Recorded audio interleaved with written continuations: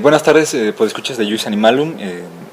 El día de hoy queremos compartir una charla sumamente que sea provocadora, que sea también que nos invite a poder pensar o acercarnos a nuevas áreas del conocimiento con respecto a la cuestión del abuso hacia los animales, cómo se va a relacionar también con el abuso hacia los seres humanos.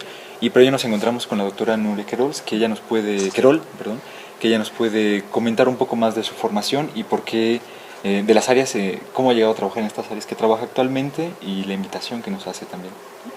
Pues muchísimas gracias, es un honor poder compartir este espacio con vosotros y con vosotras.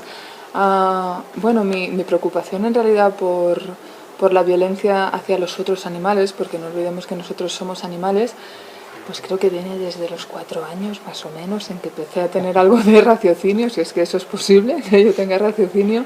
Es algo que Tom Regan, ¿no?, denomina como los vincianos, ¿no? Hay personas que desde que somos pequeñas pues llevamos esa inquietud, esa preocupación por cómo viven los otros seres, ¿no?, por cómo les va, por cómo les tratamos, pues les tratamos bien.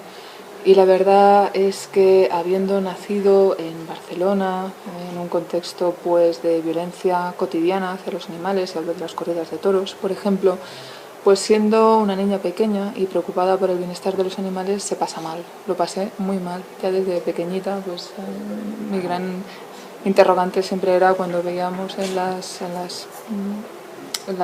pantallas de televisión las corridas de toros, un maltrato totalmente institucionalizado, era qué le hacen al toro y por qué le hacen esto. No lograba entender y aún sigo sin entenderlo, evidentemente. Es decir, esa preocupación por cómo viven los otros animales, ¿no?, me ha acompañado pues toda la vida y la he podido sufrir también en las áreas profesionales en las que me he involucrado. Por ejemplo, pues durante el estudio de biología, donde fui pues testigo en primera persona de los experimentos que se realizan con animales, algo absolutamente con lo que estoy en contra. Creo que debemos ya superar esa visión cartesiana de los otros animales, ¿no?, como meros objetos, como meras máquinas, ¿no?, esa visión mecanicista de los otros seres vivos. Son seres que tienen pues unos intereses, unas capacidades cognitivas, unas capacidades emocionales igual que nosotros. Por lo tanto, no tenemos derecho a utilizarnos como si fueran objetos, ¿no? No son objetos a nuestra disposición, ni muchísimo menos. Y esa idea de ciencia tan anquilosada, tan basada aún en la experimentación con animales, pues la verdad es que me supuso un gran shock como científica, porque yo me quería dedicar también a la ciencia, y como ser humano, porque era ver de nuevo ese maltrato institucionalizado. Esto me llevó a preocuparme aún más, a leer Liberación Animal. Ay, el día que lees Liberación Animal es como el día, exacto, como el día que ves Earthlings, tu vida cambia, es inevitable y es bueno que tu vida cambie. Entonces empecé a involucrarme en asociaciones científicas para promover los métodos alternativos a la experimentación con animales. No son métodos alternativos por ello menos científicos, son métodos de hecho mucho más científicos, algunos de ellos, porque son reproducibles con resultados contrastables y que además no suponen un perjuicio para otros animales, ¿no? Pues entonces esto ya hizo que intentara ejercer una ciencia también, pues como médico intento ejercerla, una ciencia que no sea especista, ¿no? Y desde el punto de vista de la criminología, que también pues me dedico a evaluar y a tratar víctimas de violencia, pues también intento, ¿no?, que ese ámbito de la criminología, pues reivindicar una criminología no especista. Es decir, el maltrato hacia los animales, además, es que en algunas jurisprudencias está tipificado como delito. Por lo tanto, no es algo ajeno a la criminología, ni a los legisladores, ni a los abogados, ni a los jueces, ¿no?, que a veces es visto como un delito menor o como algo que ni siquiera se considera relevante, cuando, pues primero éticamente, por esto que hemos comentado, los animales merecen, por sus cualidades naturales, ser considerados moralmente, pero es que además existe una vinculación entre el maltrato hacia los animales y el maltrato interpersonal, de están desde los famosísimos estudios de Robert Bresler y el FBI, en que vieron que los asesinos en serie pues, tenían antecedentes de maltrato hacia los animales, los estudios del doctor Ashion en violencia familiar y el vínculo que existe entre violencia pues a las personas mayores, violencia contra las mujeres, violencia contra menores y maltrato hacia los animales. Es algo que ya no tenemos excusa para no actuar y no implementar una serie de políticas y de actuaciones. Y además también yo creo que es muy importante analizar, ¿no?, en nuestro día a día, porque no todos somos legisladores, no todos tenemos esa capacidad de plasmar en una ley pues esa protección o ese respeto por los animales, pero sí que en nuestro día a día cómo podemos mejorar las vidas de los otros animales, exacto, desde pues nuestras diferentes profesiones, desde el champú que escogemos, desde lo que comemos, desde con qué nos vestimos, al tipo de espectáculos al que asistimos. Es decir, cada uno de nosotros en realidad es generador de un cambio que puede ser bueno, puede salvar vidas y en realidad es mucho más trascendente de lo que nos pensamos, ¿no? Esa cotidianidad nuestra, ¿no? Que creo que también es algo que merece la pena. O sea, que merece la pena que nos involucremos y que nos molestemos un poco en hacer las cosas, ¿no? Exacto. O sea, sí, me voy a incomodar un poco, oye, ¿no te molesta leer las etiquetas? Sí, pero es que hay algo detrás que es valioso, ¿no? Detrás de esto. Exacto. Mark Bekoff, el famosísimo etólogo vegano, defensor maravilloso de los animales, él siempre dice es que tenemos que ser proactivos. Los animales no les hace ningún favor nuestra compasión. Es bueno que tengamos compasión porque quiere decir que no somos psicópatas, que tenemos sentimientos, pero esos sentimientos tenemos que ponerlos en acción, tenemos que ponerlos a trabajar, ¿no? Y quizá nos pensamos que es muy complicado leer etiquetas o mirar la carta de un menú, pero en realidad es un hábito, somos animales, nos movemos por hábitos. Es decir, cuando te acostumbras, lo normalizas, no es en absoluto ningún engorro. Y es más, yo creo que hay como una especie de efecto contagio, ¿no? La gente a tu alrededor empieza a preguntar, oye, ¿y esto qué comes? Sí, oye, ¿y esta crema que pone, este conejito qué quiere decir? ¿No? Y entonces, pues oye, está muy bien, ¿no? Es ese efecto contagio amable, ¿no? Yo creo que no funciona la culpabilización, es decir, tenemos que también contagiar, pero a través del refuerzo positivo, de, bueno, pues de la buena vibra, que se dice aquí, pero sin duda funciona, estoy convencidísima. Muy bien. Y bueno, a este respecto, estás mencionando también que estás trabajando en una organización que está denunciando también los crímenes que comete la experimentación animal. Quizá uno pueda decir que el maltrato hacia los animales, uno de entrada, no, vaya, yo difícilmente puedo conocer a alguien que esté a favor del maltrato a los animales. De entrada es que aquí en México ha causado, cuando se ha evidenciado el abandono, el maltrato, ha causado movimientos en las redes sociales virales, pero muchas veces, bueno, se suele pensar que se necesita, ¿no?, para la experimentación animal y que, bueno, es un maltrato que es justificado y que al ser justificado, pues no nos podemos, pues no deberíamos ni siquiera criticarlo o buscar alternativas, ¿no? Quizás incluso una de las áreas donde mayor problema o más difícil es llegar. En el caso de México no hay, por ejemplo, un etiquetado que te indique si un producto ha sido testeado o no ha sido testeado. Sabemos de entrada de compañías que lo realizan, ¿no? Y por eso nos vamos guiando.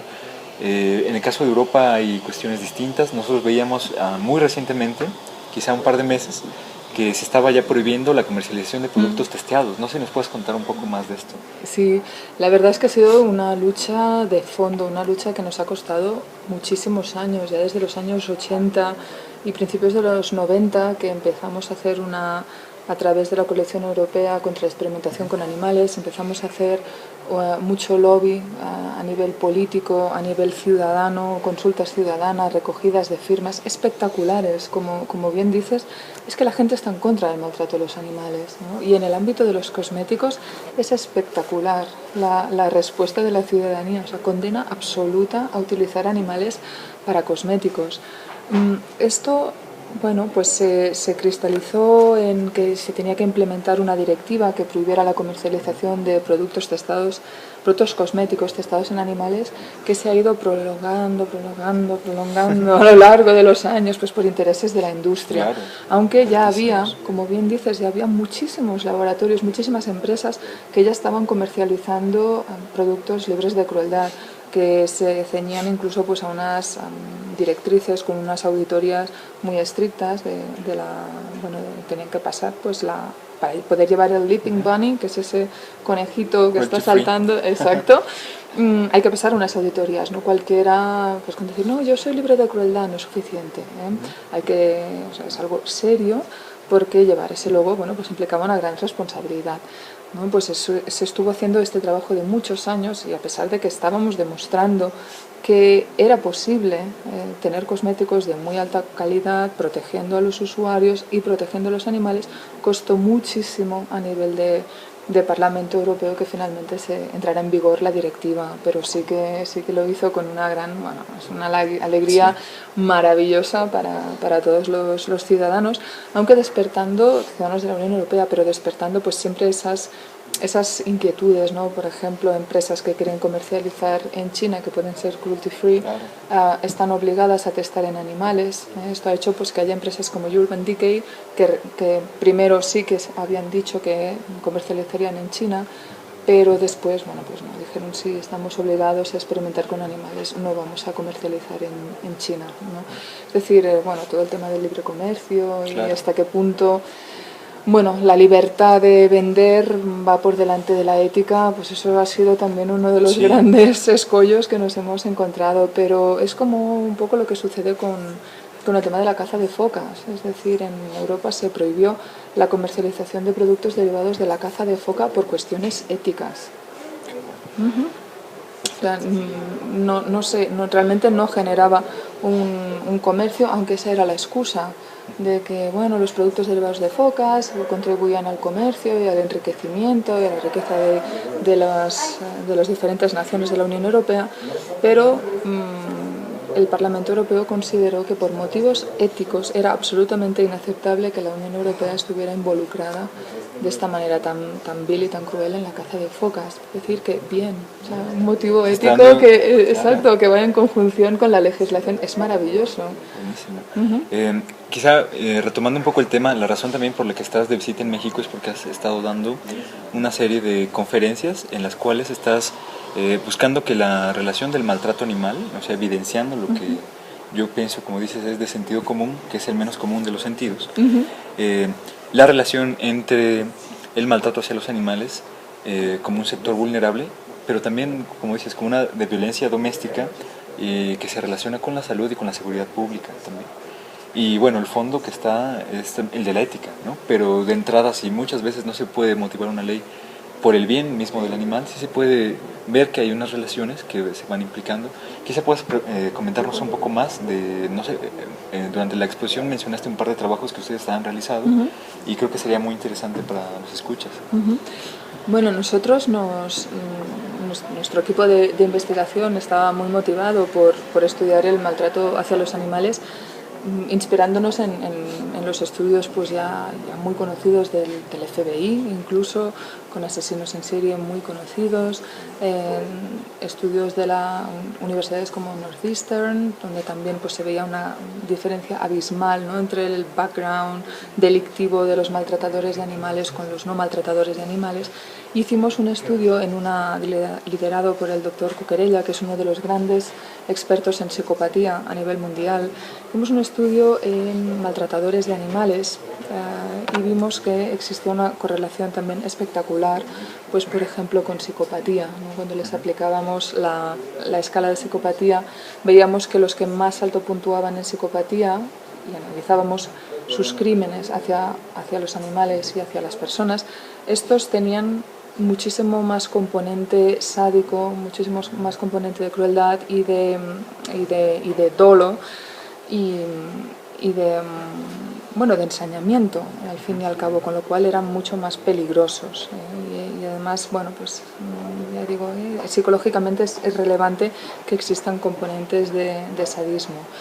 Bien, también vimos que pues, diagnosticamos al 85% de ellos de trastorno antisocial de personalidad, que es un trastorno que, aunque tenga la etiqueta esta mental, trastorno antisocial de personalidad, la manera de expresarse va a tener implicaciones para la seguridad pública, porque la manera de expresarse es con conductas antisociales. Es decir, estas personas pues, se caracterizan pues, por cometer robos, por conducir a velocidades pues, elevadas, conductas pues, temerarias, consumo de drogas, exacto, todo lo que se puede imaginar, llegando hasta el homicidio y el asesinato, evidentemente, todo lo que se puede englobar dentro de conductas antisociales.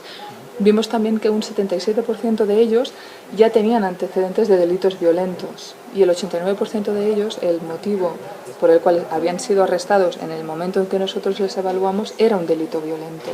Es decir, de nuevo se reflejaba este vínculo, ¿no?, entre maltrato hacia los animales, esta correlación con crimen violento, tanto en el momento actual como ya antecedentes. Y después otro estudio que hicimos, en este caso en el ámbito de la violencia familiar, fue para ver, bueno, pues inspirándonos en los trabajos del maestro, el doctor Frank Ascione, ver si también era a veces nos sobrecoge la duda, es algo, un fenómeno anglosajón, que esto, bueno, parece que, bueno, esto como lo descubren los americanos solo pasa allí. Bueno, pues no. Los estudios en Japón, en Sudáfrica, en Nueva Zelanda, en Inglaterra, en Estados Unidos y también en España han revelado que el problema de la violencia familiar y el maltrato hacia los animales es universal. Se da en todos estos países, no tiene nada que ver con la cultura anglosajona. Bien, pues nosotros vimos que pues prácticamente el 77% de las mujeres que acudían a nuestros centros sanitarios, nosotros trabajamos en sanidad, yo trabajo en un hospital y en centro de atención primaria, estas mujeres que lográbamos captar, un 77% de ellas explicaba que en el hogar se había maltratado o incluso, bueno, pues llegado a la muerte del animal de compañía, ¿no? Y esto le había causado a ella y a los menores, en caso de haberlos, pues un grandísimo sufrimiento, ¿no? Que muchas veces, en 4 ocasiones, necesitamos, pues, como también habían revelado los estudios americanos, casas de acogida urgentes, porque estas mujeres no se iban a las casas de acogida para mujeres porque no se les habilitaba un espacio para sus animales de compañía. Y a veces puede ser un fenómeno que se mantiene oculto y dice, bueno, es que ¿por qué está regresando al lugar, a la fuente? Exacto. Y como dices, si no hay una entrevista, si no hay una sensibilidad por parte del trabajador social para estar viendo estos vínculos, pues hace pues, que en verdad corran peligro la vida de las mujeres, ¿no? Y también de los animales dentro de Totalmente, casa. Estoy totalmente de acuerdo. Obviar este vínculo y obviar preguntar a la mujer por qué estaba regresando al hogar, en vez de pensar, bueno, pues regresa porque quiere. No regresa porque quiere. Nadie regresa porque quiere a un sitio donde se la maltrata. ¿Qué está sucediendo allí? Esto hace que, si no lo preguntamos ya con todo lo que sabemos, yo considero que es mala praxis. Es decir, estamos obligados a actuar bien, ¿no? Y tenemos que preguntar a la mujer qué le está pasando, ¿no? Esto costó un poco descubrir porque pensamos que las mujeres, si ya nuestra sociedad es especista y si ya cuesta además y machista y cuesta entender la violencia de género, cuesta muchísimo, pero ¿por qué esa mujer no se separa? ¿No? Si no estás un poco en el ámbito de la violencia de género, no entiendes esos vínculos patológicos, ese ciclo de la violencia, ese síndrome de Estocolmo, esa dependencia emocional. Exacto, esa dependencia absoluta, no lo entiendes.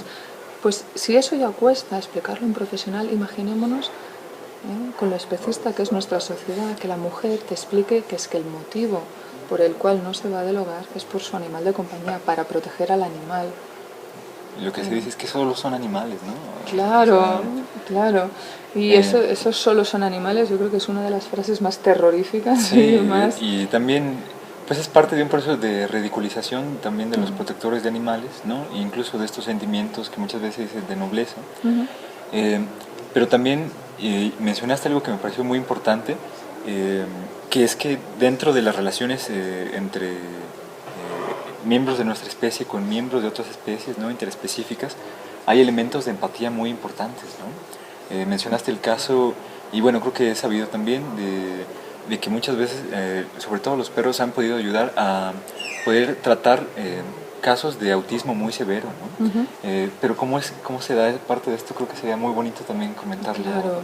Bueno, justamente ahora, mientras estamos hablando, en Boston están interviniendo unos perros de terapias con animales, para ayudar a las víctimas de los atentados.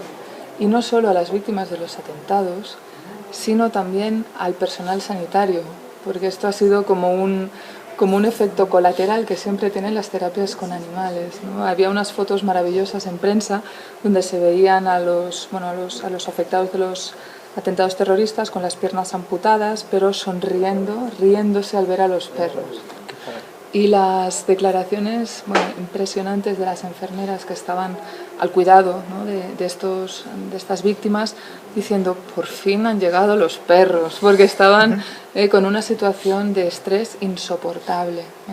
Y de repente, pues venían los perros no te juzgan, los perros, gatos, da igual, los otros animales no te juzgan, excepto Grumpy Cat, que lo sabemos, nos odia, a cualquier otro animal, no tiene ese componente que a veces, ¿no?, construye tantas barreras entre nosotros, ¿no? Ellos van, les da igual si te falta una pierna, si acabas de tener un atentado, si estás llorando todo el día porque aún no entiendes lo que te ha pasado, es que te quiere y va a estar a tu lado, ¿no? Entonces, pues las enfermeras y el personal sanitario lo que explicaba también, y esto lo hemos visto en otros estudios, es el efecto que tiene relajante para todo el personal que está sometido a ese estrés insoportable.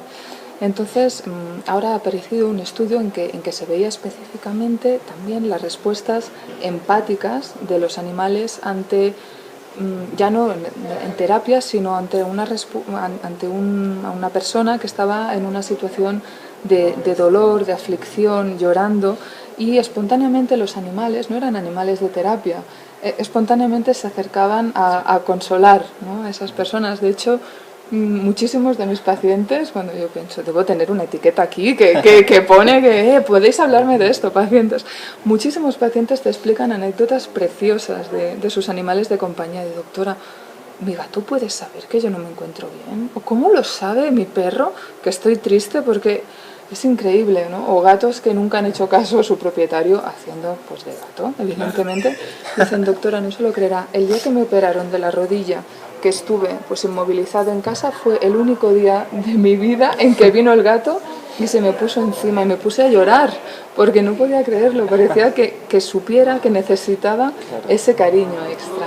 Y es que a veces pensamos que el hecho de que no puedan hablar el mismo lenguaje que nosotros, que no quiere decir que no se comuniquen, pues nos hace pensar que no pueden entender cosas muy sutiles en nuestro comportamiento, la forma en que nos paramos, la forma en el tono de voz con el que hablamos. O sea, ellos están mucho más prestos a interpretar cosas que uno pasa por alto, ¿no? O sea, muchas veces también pasa incluso con niños que no desarrollan el lenguaje, digamos, a la edad adecuada, pero son más empáticos, ¿no? Físicamente, gestos. Y los animales están siempre muy atentos, ¿no?, a cuestiones que uno pasa por alto, ¿no? Exacto. Y están mucho más conectados, que es algo muy importante, con el presente. Nosotros siempre vamos estresados, vamos 5 minutos por delante. Ellos están muy en contacto con sus emociones, con lo que sienten, con lo que, bueno, con ese cuidarse básico, ¿no? Y nosotros nos olvidamos a menudo de qué es realmente lo importante. Sí, nos angustiamos por el pasado, nos preocupamos por el presente y ahorita no lo vivimos. Exacto. Yo quisiera también que nos pudieras comentar un poco también cómo ha sido esta labor de vincular el trabajo de los trabajadores sociales que van a hacer visitas, ¿no?, a casa cuando hay pues denuncias de maltrato hacia niños o hacia adultos mayores, y el trabajo con las sociedades protectoras de animales, que es algo muy importante que quizá en México ya se ha empezado a hacer, pero no como quisiéramos que se estuviera trabajando. Sí, pues en Estados Unidos nosotros tenemos una organización que se llama National Link Coalition, desde la cual pues diferentes profesionales ofrecemos asesoramiento pues para que se construyan precisamente lo que llamamos las coaliciones, ¿no?, esos grupos de trabajo multidisciplinares. Están funcionando ya desde hace muchísimos años en Estados Unidos, y además realmente de manera muy efectiva. Y bueno, a veces pues uno rescata un animal, lo lleva a la protectora, pero no sabe exactamente qué más puede hacer, ¿no? Pues lo que ofrecemos a través de la National Link Coalition son como una serie de buenas prácticas, ¿no?, como una guía para contactar a las diferentes instituciones que deberían y deben actuar en cualquier caso pues de violencia o de desamparo, de desprotección de cualquier ser vivo y vincularlos, ¿no? Esto es fundamental, empezar a trabajar en red, ¿no? Es que es fundamental, es que si no, una protectora de animales, yo siempre lo digo, es que porque sea un maltrato hacia los animales no tenemos que delegar toda la responsabilidad y todos los estudios y todo el rol a la protectora de los animales. Ya están saturados, no pueden más, y es que además no es su cometido. Van a ocuparse del animal para ciertos temas, pero no para otros. Para otros debe implicarse la policía, para otros los servicios sanitarios, servicios sociales, legisladores, abogados, etcétera, etcétera. O sea, es muy importante pues empezar a crear estas redes, ¿no? estas sinergias entre los diferentes profesionales. Muy útil. Pues bueno, lamentablemente pues se nos está terminando el tiempo en esta transmisión. Agradecemos el espacio exclusivo que nos da la doctora Nuria de visita en México. Esperamos que su estancia aquí haya sido gratificante y estimulante. Maravillosa. Agradecemos también a los podescuchas que estén siempre sintonizando y que, pues no sé, quizá una parte un poco también, para aquellos que tengan como curiosidad, puedes mencionar figuras importantes en este estudio, en este tipo de estudios que quizá puedan consultar.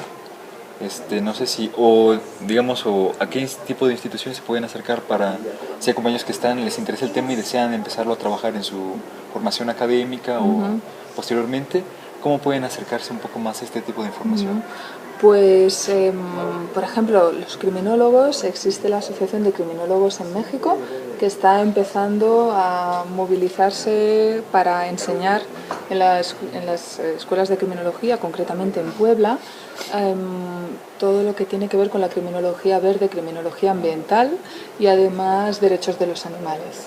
Es decir, que para todos los criminólogos o estudiantes de Derecho que estén interesados, pues pueden vincularse con criminólogos de México.